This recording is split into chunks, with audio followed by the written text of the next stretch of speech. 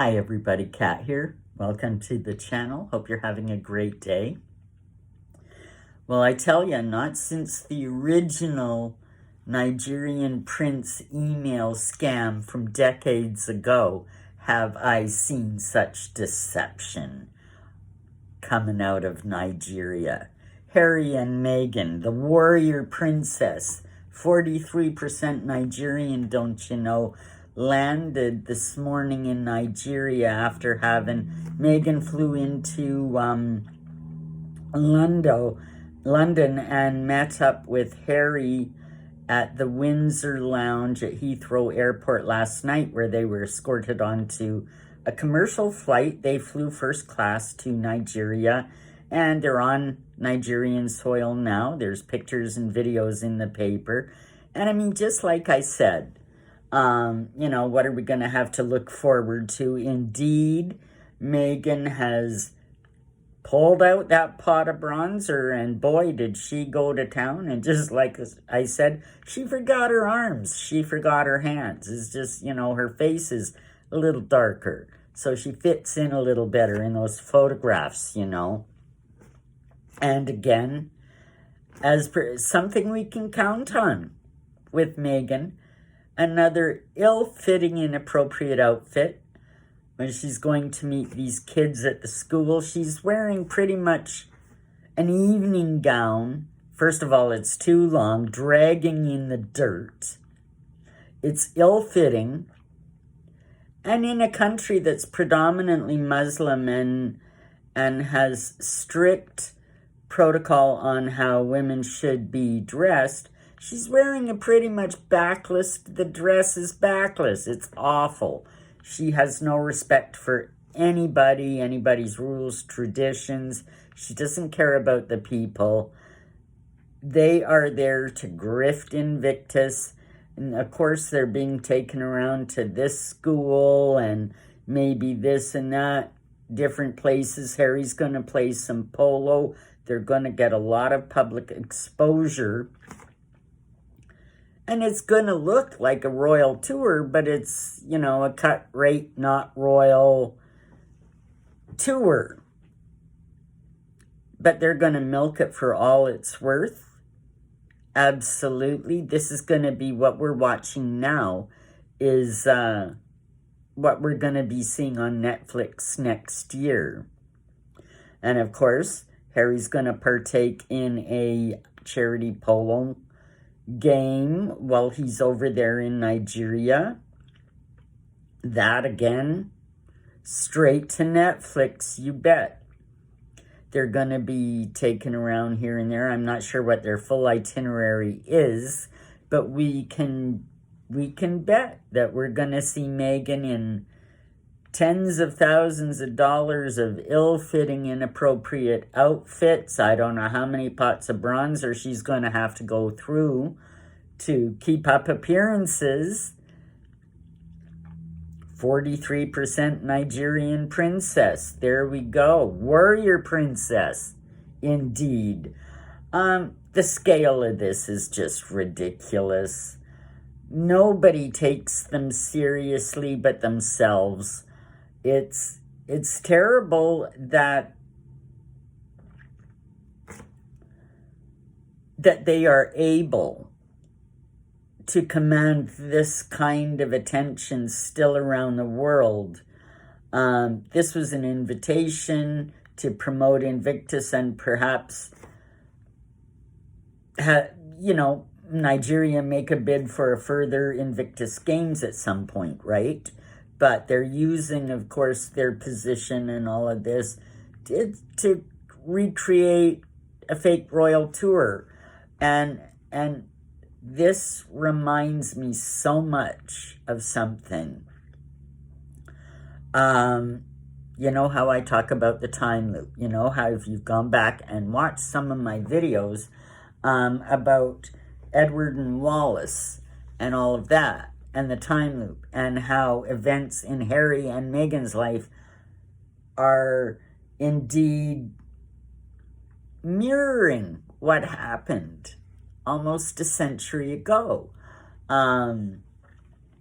Here they are in Nigeria meeting with officials on a it's not a royal tour.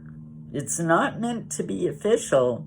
The real, the narrative is it's all about INVICTUS, but we know they have ulterior motives, as they always do. And we know because they were invited by the Nigerian government, they are going to be given the royal treatment. All these years ago, this is exactly what happened when Edward and Wallace made their trip to Germany, to Berlin. And the guise of the visit was to discuss economic issues with German officials. But at that time, Edward was still pushing his appeasement program. This is after the abdication, by the way. And Edward was still trying to throw his weight around with the government and with officials and be taken seriously and drive political positions. And we know with Harry's work on the Aspen Institute and various other things that he is working behind the scenes to drive government policy. He's working against the people. And now, as we know, as papers have come out and books have been written, just really in the last few years, we understand how much of a traitor Edward really was. And here you go. So they go to Germany on the invitation. A friend of his who was a financier, shady guy, who also knew some of the Nazi generals, got them an invite to Germany. So, and for Edward, it was very important because, of course, when they got married, Wallace was not allowed an HRH. She was not allowed a title. And this really upset him. So this tour in Germany, they were treated like royals. It was treated like a royal visit. And for Edward, this was, giving Wallace a chance to be treated like she would have been had she been queen, with that level, right? And this is exactly what Harry's doing with Meghan, and this is exactly what Meghan wants. Upon the invitation of the Nigerian government, of course, they go. They're going to get super duper police protection. They're going to get a suite at the best hotel. They are going to be treated like royalty. And this is exactly like setting up sort of a fake camp, a fake court.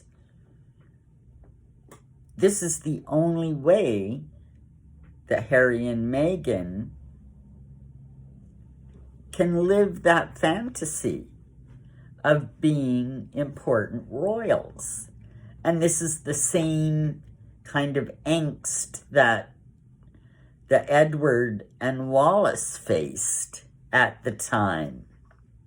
So I tell you, the time loop is rolling on. It's tight. Events and consequences of events, underlying subtext of events, it's all there, folks. The deception, the treacherous behavior, the pseudo-royal activities that were engaged in to push and promote themselves. I mean, it's all there. I urge you to go back and start watching some of my older videos about Wallace and Edward, Harry and Meghan, all the time loop stuff. you'll be blown away when you see how concise and how events from the past are mirroring now. It's really quite interesting, and I consider this Nigerian faux royal tour an absolute hit on the time loop. There you go, my thoughts. I'd love to know yours. Leave me a comment, like, subscribe, and hit that notification button. We'll see you in the next one. Take care, everybody.